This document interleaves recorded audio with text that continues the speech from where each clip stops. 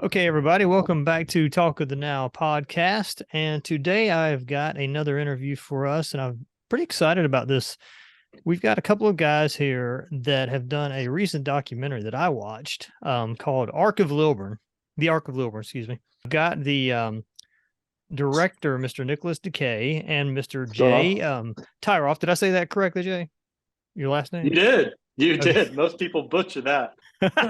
uh, I really appreciate y'all coming on. I watched the documentary about a month ago, and so I really wanted to try to reach out and talk to you and see if you could come on the podcast and talk about yourselves and what y'all do and the documentary itself, and maybe get a little bit of the insight your industry as a whole, if that's okay. Absolutely. I really appreciate y'all coming on. I guess if we could maybe start with your backgrounds a little bit. Nick, tell me about you. How did you grow up, and what's your kind of background in getting into what you do nowadays? So I grew up between Maine and Georgia. Parents had joint custody. So mom was here, dad was in Maine. So summers and winters in Maine. The rest of the school year here in Georgia, which is a weird way to grow up. Two very different cultures, rural Maine and metro Atlanta. Grew up doing martial arts and got into racing motorcycles and cars in my early 20s. I owned a MMA gym for a long time, was fighting professional Muay Thai, going back and forth to Thailand. And a movie producer came by my gym and said, hey, we want to use your gym to film our movie. I said, yeah, sure, that's great, but you got to put me in your movie. And he was like, well, can you act? I'm like, sure, why not? I had no idea what that meant. And he said, well, what else can you do? I said, well, I can fight. And he's like, well, there's a role for a guy who doesn't really need to do much acting, but he needs to be able to fight. So sure, you can have it. Did that, met a bunch of stunt guys, fell in love with the industry, and kind of banged my head against the wall for a few years, and eventually became a full-time stuntman. Sold my gym and been doing it ever since. Okay. When did you start getting into, like, what year did that happen that you got into the stunt business? 2008. 2008. Oh, okay. So the film industry, had it arrived yet in Atlanta about that time? This was the very beginnings of the film industry coming to Georgia. The guy who was the director of that movie, I think at the time was the only director who was living in Georgia who had a movie that had been distributed. Oh, wow.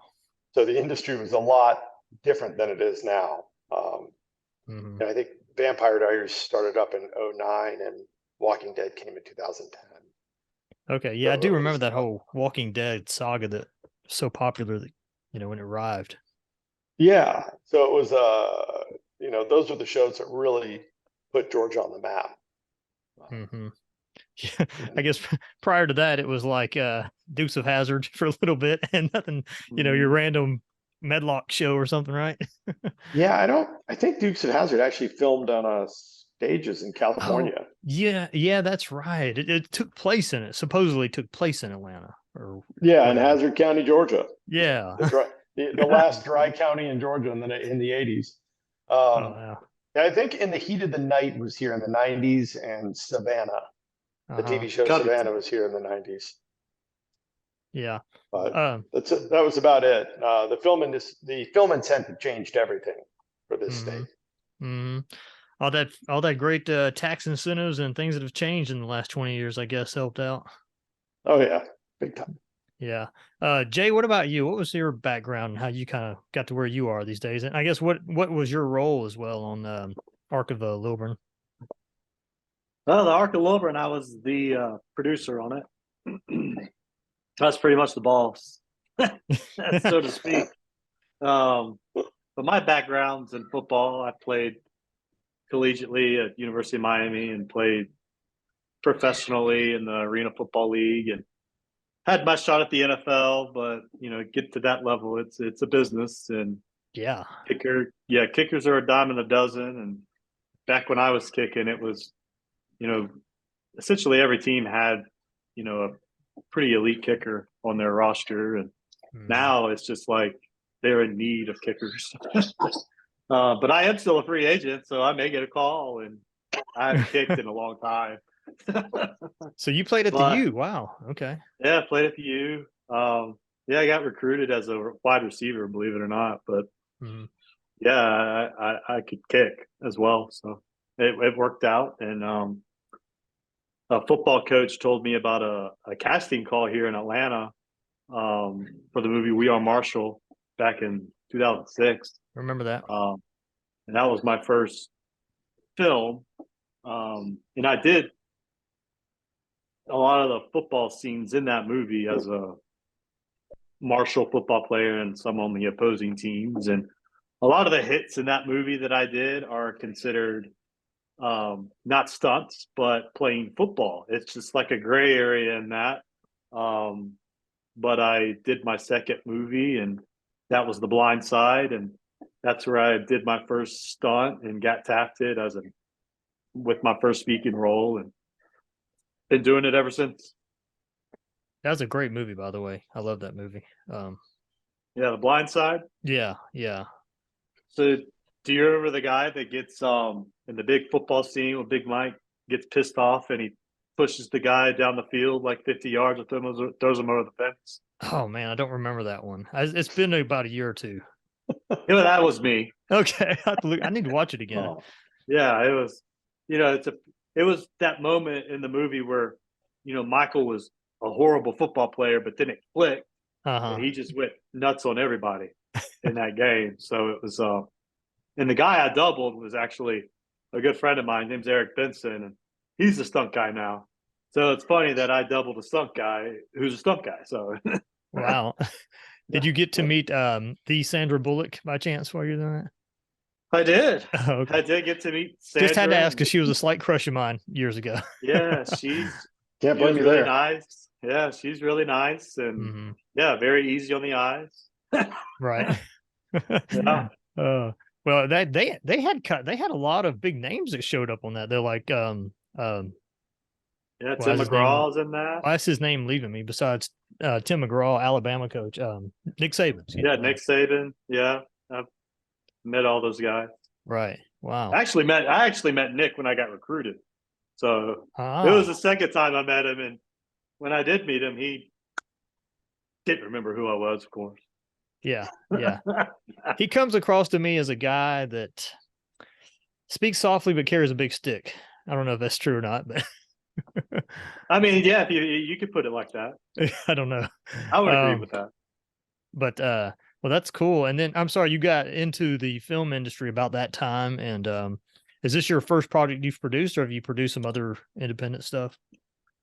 Yeah, this would be the second one I did. I co-produced another one with Ridley Scott on a film called Slingshot. Okay. That's still, hopefully that'll be released this year. Yeah. Hopefully I think that ought to be Netflix or Warner Brothers that will distribute that theatrically. So we're still in the selling phase of that one. Okay. Okay. Very cool. This is very cool to me. Very cool subject, because I took talking to you both about that. I'm the opposite. I've never done any stunt stuff. As a kid, I was sort of a tomboy that would get out there and ride go-karts and, North Georgia and jump around and do stupid stuff all the time. But Sure. I think I'm as far as I get from a stunt man. I'm 5-0, weigh 100 and and my back gets sore if I sleep the wrong way. Yeah. You'd be a good kid double. Yeah. Those guys that double kids work nonstop. Oh, I bet, man. But I did try to get well, I didn't try to get into acting, but I took acting classes about back in 2018, I think it was, for about 6 months. And I did it mostly because I like comedy and I like doing improv stuff, and kind of just wanted to get a feel for what it was like to be an actor and do acting. And it was quite the eye-opening experience. I had a good actor down there. I think it's still called Professional Actor Studio down there in Atlanta. Nick Conte owns it.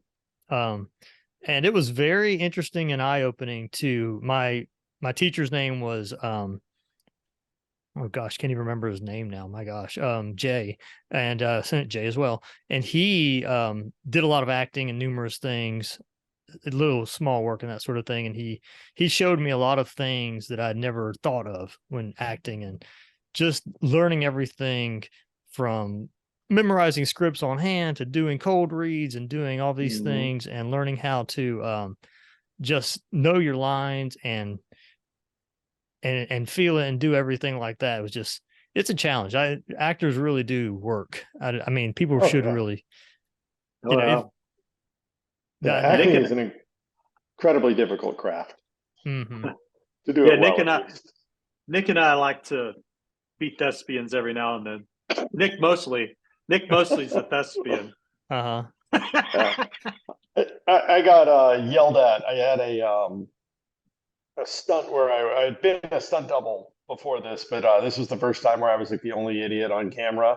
It was on the Vampire Diaries season 2 or 3, or I can't remember. It was early in the Vampire Diaries, and I'm playing some kind of cop or security guard. I can't remember, but I'm the only idiot on camera, and I'm walking around to get choked out by some kind of skinny, beautiful man on the show. I don't know what he did, but anyway, the stunt coordinator afterwards took me aside and said, "Hey, man, you're a pretty good stunt double, but you're horrible on camera.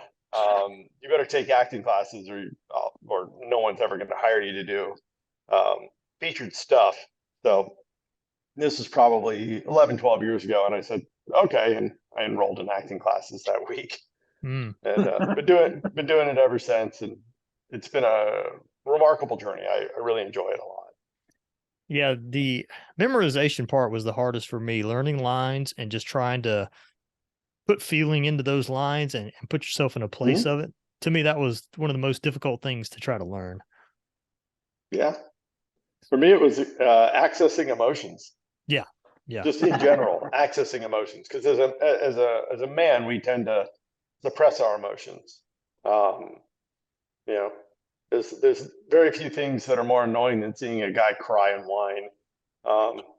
And all men know this, so we make sure we don't cry and whine in life. Yeah. But as an actor, you have to be able to access those emotions, and as a guy, you spend most of your life learning how to not access those emotions and suppress them.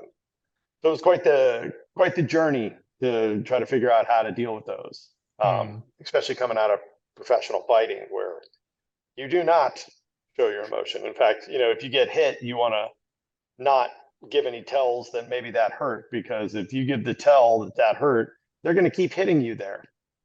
Like if you hit somebody in the tummy and they go, "Oh," "Ooh, they've got a soft tummy. Maybe I should keep hitting that tummy." So it was like a very big switch.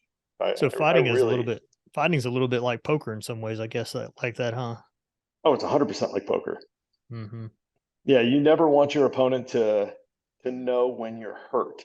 There have been plenty of guys that have gotten rocked on their feet and looked like they were ready to continue fighting, and had their opponent capitalized on that moment, on that time, they could have won the fight, but the person had enough composure to hide that from their opponent and continue the fight, and maybe ended up winning it. So that's definitely a big part of the skill set. Yeah. Well, let me transition, if I can, to the movie some. First off, I love documentaries. And so this is a few things that came out to me was sort of, it almost seems like documentaries can oftentimes tell the story for you. It's almost like you don't have to come up with a script, because there's so much involved in so many, things weaved into a story like this, that the story makes itself, it seems like. Besides the fact that y'all have to edit it and present it, it seems kind of like it, this story especially really told itself. And I don't want to give any spoilers, but I guess if maybe Jay, if you can kind of tell us what the story is about, for those listening. Yeah, we've got a steel company in Lilburn, Georgia, and the owner of Porter Steel, Cole or Low Porter, built this boat, 30 something odd years ago, and boat's been sitting there ever since the 2008. when the financial crash hit, and been sitting in a shop taking up space. And now he's retired and he's given this company, multi-million dollar company, to his, son, Cole, who's the vice president of Porter Steel. And now he wants his boat down in Tampa where he's retired, but there's only one problem. It's encased in the building and they can't get it out without cutting the whole front face of the building off. And no one really wants to move it. It's just, it's a big task. But the Porters, found this guy from Florida who's a house mover who's crazy enough to do it. So, that's one of the characters I want to talk about. Obviously, like you mentioned, we had the owner, Mr. Porter. What was his first name? Low Porter, and then his son Cole Porter. Which the whole time I'm watching it, I'm thinking of Cole Trickle from the movie Days of Thunder. And then AKA Ponytail, as I remember you calling the guy from Florida, or they called the guy from Florida, and then a few other people. I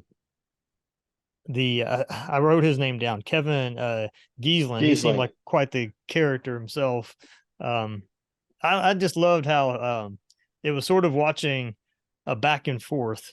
Like you see the guys in the shop just sort of, critiquing everything and just kind of jabbing each other and say, look at what's happening now. Oh, yeah. They were naysaying the whole time.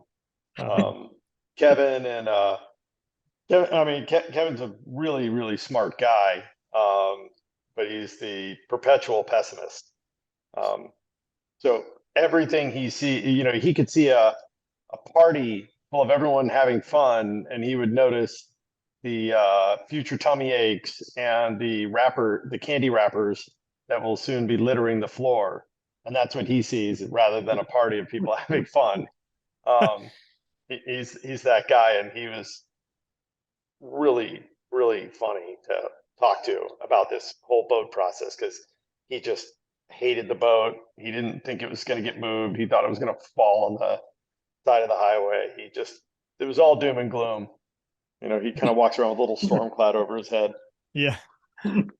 How many, when you do something like this, like I said, it's not scripted so much, but, like, do you have to put in tons of footage hours just filming things to be able to, did you just have tons of footage to go through to make the movie?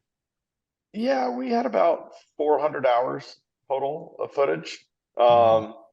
Because we had 3 cameras principally that we used for doing our interviews and whatnot. So if you have an hour interview, now you have 3 hours of footage because you have 3 cameras pointing at it. And then also for the actual move, we had, I think, 20 or 21 GoPros going for a 12-hour day, 13-hour day. So just the footage there was so much to go through, and it took us probably a solid month to go through everything and categorize it. And we actually had a DIT on set, but even he couldn't keep up with the volume of it. And we had a script supervisor, Carly, who she documented and gave us, because we ran time code, which is like basically all the cameras are synced, so we can say at this time on this day, this thing happened. And when we go through on our editor, we can find that time. We're not searching too much. And she kept really detailed logs and gave us a 250, 300 page PDF report of just like, Ponytail did this at this time, or Lowe said this interesting thing at this time. And it was a huge process editing it. Yeah, I was, because I was wondering about that, because documentaries are some of my favorite things to watch, and I almost wonder when you're trying to film it, and like, let's just say you're trying to film 2 beavers doing their thing out in the wilderness, and you're doing like a nature one. I mean, sometimes your film is just sitting there and they're not doing anything but sleeping, or whatever. So is it difficult to kind of get around and narrow down that when you actually have good happenings going on, that you can put on film? Well, I mean, with this, I mean, documentaries kind of fall into two major categories. You have the category of something that's already happened, like if I was going to do a documentary on the 1996 Olympics, all that's already happened. So I have an idea of what that story is going into it. I know that maybe I'm going to interview whoever was mayor of Atlanta in 96 and whatever. And I might go to different news sources, but I have an idea of what's going on there. With the documentary where you're filming something that's happening in real time, you pretty much have to be the guy filming the beavers, just there with the cameras, because these guys aren't going to give you a take two. If a phone call happens and that phone call happens to be interesting and relevant to the documentary, you better have mics on these guys and you better have somebody with a camera near there. So we had a whole team of people shadowing Cole and Lowe and various other people there. Jay walked around with a camera on his chest just in case, and he would run up to people and have that thing on and just sit there and just in case, because we could get these candid moments. But it was a lot, and the interviews were easier, but the stuff that's just happening, a lot of it's just us running from one side of the steel shop to the other side with the crew, sometimes splitting the crew where I'd have one camera guy over here doing with this one thing, and then I would leave Carly, our script supervisor, with them, her taking notes, and then I would run over to the other side with another camera taking notes over there. It was a lot. And then of course in post trying to figure all that out. And we couldn't even craft really a narrative until it was done, because we didn't know what was going to happen. I mean, the boat anything could have happened. That was the thing. The boat could have not gotten out of the building. It could have crashed on the side of the road. It could have killed somebody. Car could have crashed into it. We had no idea what was going to happen. And the further along the process we got, the more ambiguous the ending became. I don't want to give away too many spoilers, but suffice to say, when we started production, I think we started production October 1st. We thought the boat was going to move Halloween weekend, and the boat did not move until I think the end of January / beginning of February the following year. Oh, wow. So that's a pretty big difference as far as the scope of our production goes, because we thought, oh, okay, it's 4 or 5 weeks, it'll be great. And then, turned into 6 months. Wow. So like, Jay, when you were like, did y'all have to say to them, hey, don't you dare make that call about the moving company without letting me know? Or did you just have to kind of like listen in and say, okay, I think they're about to do it, and you run over there? I mean, it is hard. I mean, we were having, especially, once the boat didn't move that weekend, I had to be in constant contact with Cole and Lowe, because I didn't know what was going on. It's like we didn't know what was going on. So I had to drop by there daily just to see, if anything was happening, and if stuff was getting planned, we'd have to run and gun and get a crew together and, get someone over there to film it. And a lot of times it was, Nick and I, and Nick running the camera, I think a few times, and quite a few times. It was yeah. So it's just it was a lot of run and gunning, and we learned a lot from that process, and it was a lot of fun. Yeah. I bet it was probably a delicate balance. I'm just guessing, when you are trying to film them and they're going through something that's like watching them try to take the front end off the building off, for instance. Again, try not to spoil things, but that's an intense situation. That's a very tense looking situation. And, and they're trying to do their thing and you're trying to do your thing. I bet it's a very hard thing to balance there. Sure. It was a big balancing act. And these are steel men, which is they're rough and tumble kind of blue collar guys. And the guys who work on documentaries are, kind of skinny hipster types, exactly what you expect film industry people to be like. So there's a pretty big, there's a huge cultural divide between, your average film guy and a guy who, cuts steel rails for a living. And it was a really, it was quite the little tap dancing exercise we did. And Jay ended up being an incredibly good liaison between the two groups. And Porter Steel employees are really nice people, and they were very accommodating to these films, young filmmakers kind of running around a steel shop. And some of these people had probably never been near a welder or like a plasma torch before that. Right. Maybe weren't aware of exactly how dangerous some of that equipment is. So it was definitely a balancing act, but no one ever was ever impolite. Between Jay and Cole kind of managing that process, that part of it actually was the smoothest part. I'd say most of the real shenanigans were just trying to make sure we had a camera pointed at people when interesting things were happening, and then the chaos with the movers. Yeah, I can relate. I related a lot to it because I grew up in an auto body shop. That's what my dad had. He did auto body restorations on cars. And so in Lilburn, by the way, so we knew Porter Steel. And I think Dad knows or he's ran. I can remember my brother going over there to get random steel parts just to weld on the cars and that kind of thing that they had over there.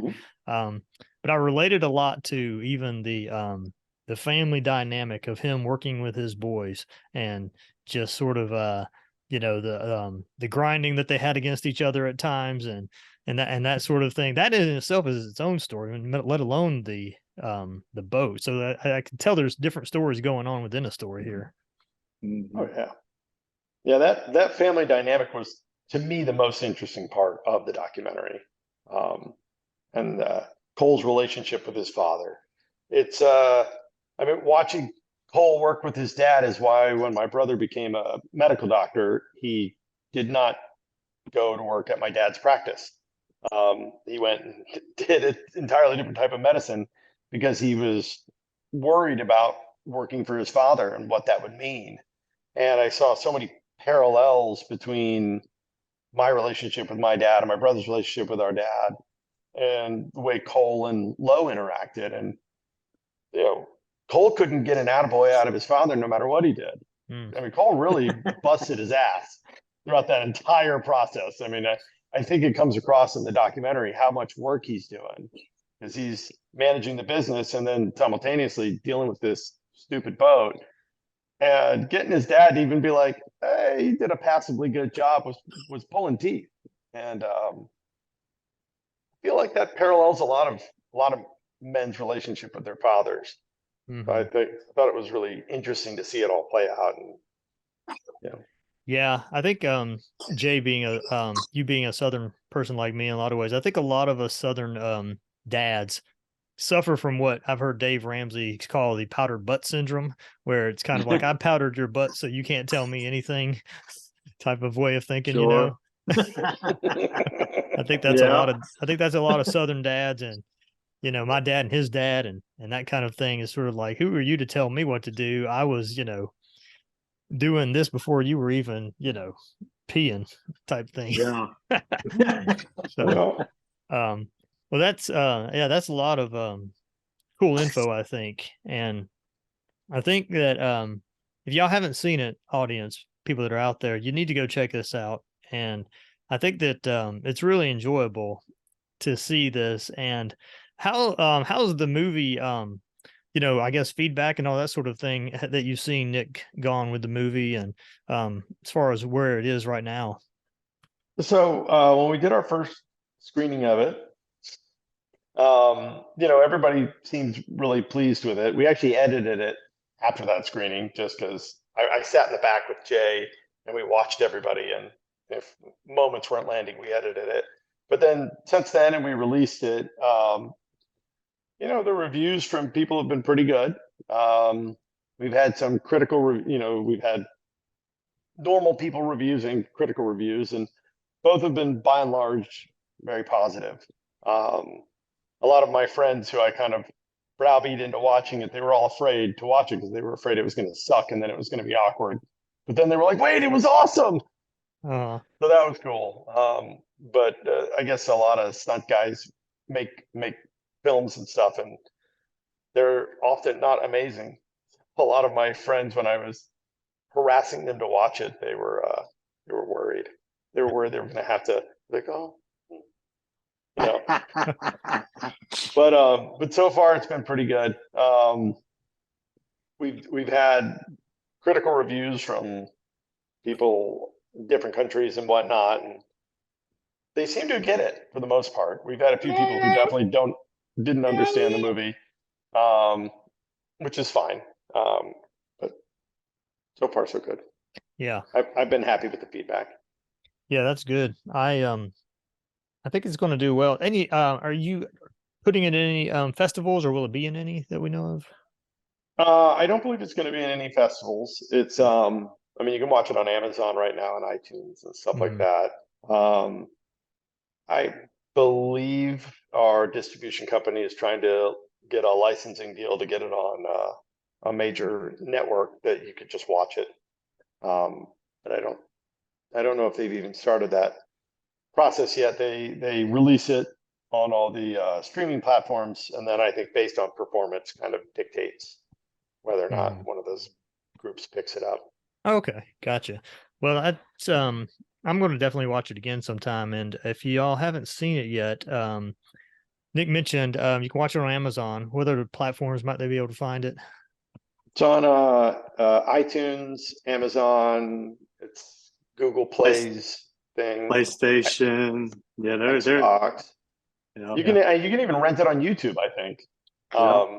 Yeah, I think you can even go to IMDb and directly rent it. It's pretty much any major streaming platform where you can rent movies, you can get it. Okay. Let me ask, I guess, final question for you. Have you thought about the future of the project? Will there possibly be a sequel or anything tie-ups to it at any future time? So at the end of the movie, what happens at the end, and I'm trying not to spoil it, right, is where it is currently, and there is a sequel. Assuming that the project performs well and it makes financial sense, there is a sequel of getting it from where it is now to Tampa, Florida, which involves 4 weeks of travel on the Tennessee River and sea trials and all kinds of stuff. It's a pretty involved process to get it from where it is now to being an ocean-worthy vessel. So there's a lot that we can do with the second film, and we're hoping that it's successful enough to warrant that expenditure. Well, that'd be great. I can't wait to see the updates on it. Well, Nick, Jay, I appreciate y'all coming on today and talking with me. Really appreciate your time. Yeah, I appreciate it. And maybe if nothing else, I can have either both of you or each of you on some other time, and we'll talk some more about shop and business and everything, what you do. Heck yeah. All right. Well, appreciate it, guys, and hope y'all have a great day. And I appreciate everybody joining us, and we will see you guys later. Thanks so much for joining Talk of the Now.